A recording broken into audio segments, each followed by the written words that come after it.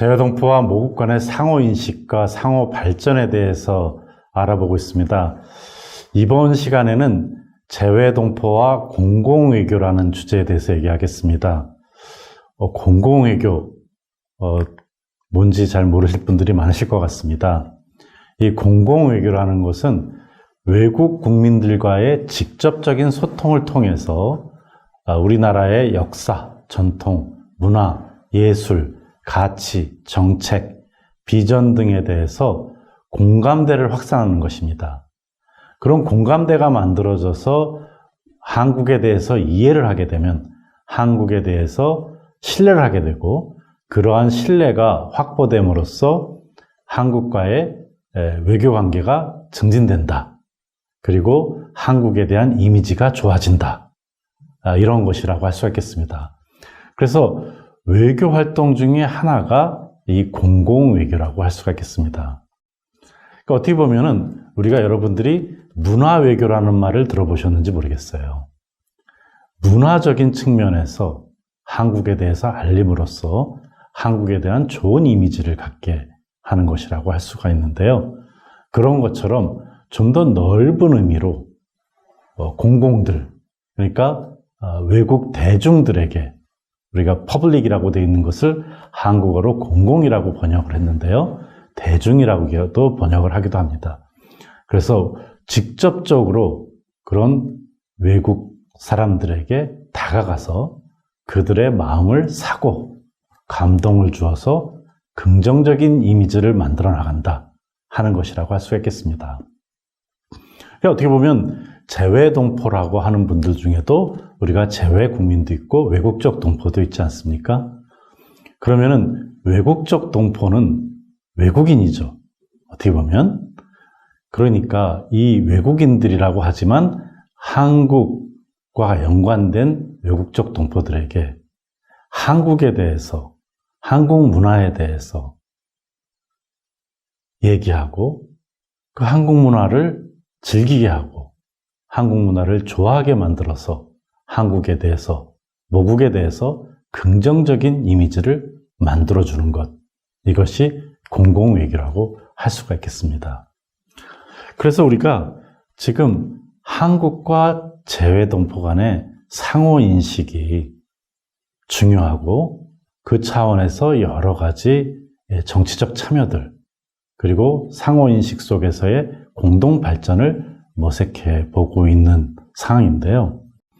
점차 지금 21세기 넘어서 2010년 이후부터는 이 공공외교라고 하는 것이 중시가 되고 있습니다. 이건 한국뿐만 아니라 세계의 모든 나라가 그렇습니다. 그 이유는 첫 번째로 전 세계가 점차 좁아지고 있는 전 지구화, 글로벌라이제이션이라고 얘기하는 거죠. 세계화가 진행되기 때문입니다.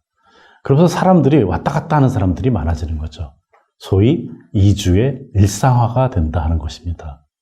우리 한국의 재외동포와 관련돼서는 외국에 살고 있다는 동포들이 지금 한국에 다시 돌아와서 100만에 육박하고 있습니다.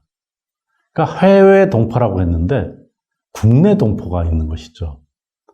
그러다 보니까 국내건 해외건 왔다 갔다 하면서 동포들이 있게 되고, 이러한 새로운 속에서 한국에 대해서, 모국에 대해서 좋은 인식을 갖게 되면은 해외 동포들의 정체성 회복에도 좋고 모국에도 도움이 된다 하는 측면에서 모국의 공공외교가 중시된다는 것입니다. 특히 공공외교라고 하는 것에 대해서 이 문화적인 측면뿐만 아니라 다른 요소들도 굉장히 중시되고 있습니다. 제일 첫 번째로 얘기할 수 있는 것이 상품 또는 기업들과 관련된 내용들입니다. 우리가 여러 가지를 얘기할 수 있는데요. 특정 브랜드라고 할 수 있겠습니다만 우리가 초콜릿으로 만들어진 초코파이라는 것이 있습니다. 또는 라면이 있습니다. 이러한 라면과 초코파이가 해외에서 많이 팔리게 된 것은 한국 영화라든지 이런 영향도 있습니다만은 동포들이 이것을 먼저 소비를 하면서 퍼진 면도 있다는 것입니다.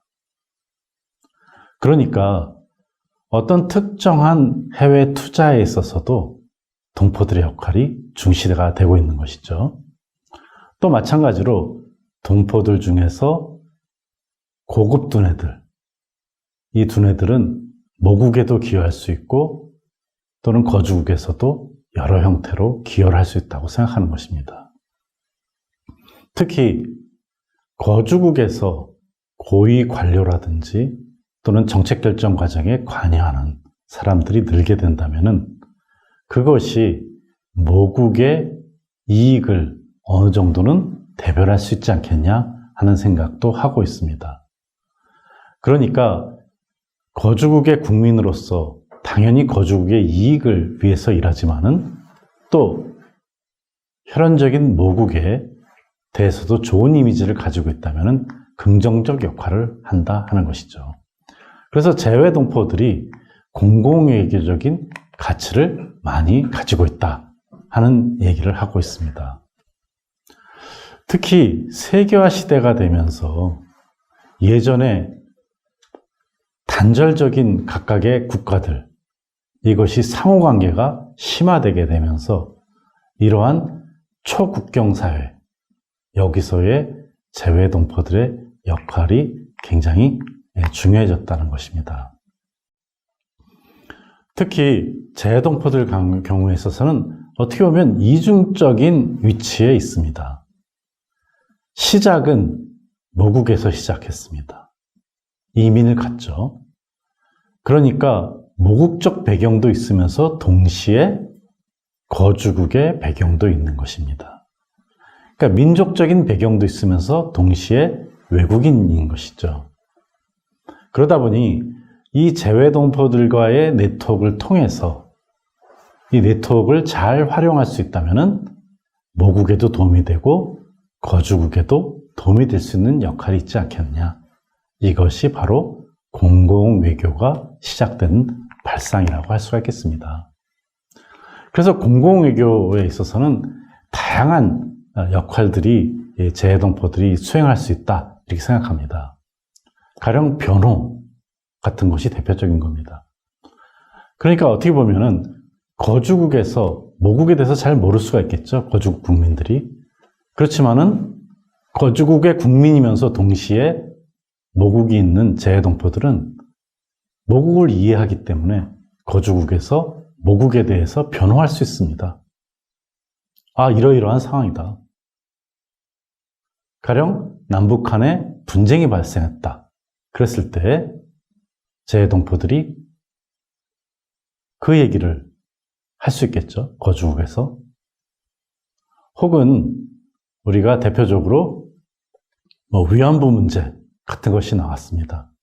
그랬을 때 이 위안부 문제에 대해서도 자세하게 얘기를 할 수가 있을 겁니다. 또 어떤 경우에 있어서는 중재 역할도 할 수 있습니다. 대표적인 것이 우리가 아일랜드 이민자들이 영국에 있어서의 분쟁이 있었을 때 미국 국민이지만 아일랜드와 영국 사이에서 중재를 할 수도 있습니다. 또 대표를 역할도 할 수 있습니다. 그러니까 이렇게 공공외교에서의 다양한 역할이라고 하는 것이 있기 때문에 우리가 재외동포들의 역할에 있어서의 공공외교 중시가 되고 있는 것입니다. 21세기 들어와서 이렇게 국경이 유연해지고 네트워크가 강화되면서 이 공공외교가 중시되고 있다는 것입니다. 그래서 한국뿐이 아닙니다. 미국도 동일합니다. 오바마 행정부 때의 얘기입니다. 오바마 행정부에서는 공식적으로 한미 관계의 기본은 200만에 달하는 미국에 거주하는 한인들과 20만에 달하는 한국에 거주하는 미국인들이다. 이렇게 얘기를 했습니다. 그러면서 200만에 달하는 재미 한인들의 경제력이 국가로 따지면 세계 65위에 해당한다. 당시 에콰도르 중남미에 있는 에콰도르의 경제력과 비슷하다고 얘기를 했습니다. 그러니까 재미한인들의 경제력에 주목을 해서 재미한인들의 경제력을 미국 발전에 활용할 수 있게 해야 되겠다. 또 재미한인들을 활용해서 한국과의 관계에 활용해야 되겠다. 이런 생각을 하는 것이죠. 그것을 거꾸로 한국 입장에서도 동시에 그럼 재미한인들을 활용할 수 있겠죠. 그렇기 때문에 공공외교에서 중시되는 것입니다. 이렇게 재외동포를 공공외교에 활용하는 것은 지금 미국뿐만 아니라 대표적으로 유대인들을 활용하는 이스라엘, 화교를 활용하는 중국, 글로벌 인디언들을 활용하는 인도, 이탈리아, 프랑스 등 다양한 나라에서 이루어지고 있습니다. 그렇기 때문에 우리는 이렇게 재외동포들을 공공외교 차원에서 활용하는 것은 대표적인 모국과 재외동포 간의 상호 간의 인식과 그리고 네트워크, 상호 발전을 위해서 중요한 것이라고 할 수가 있겠습니다.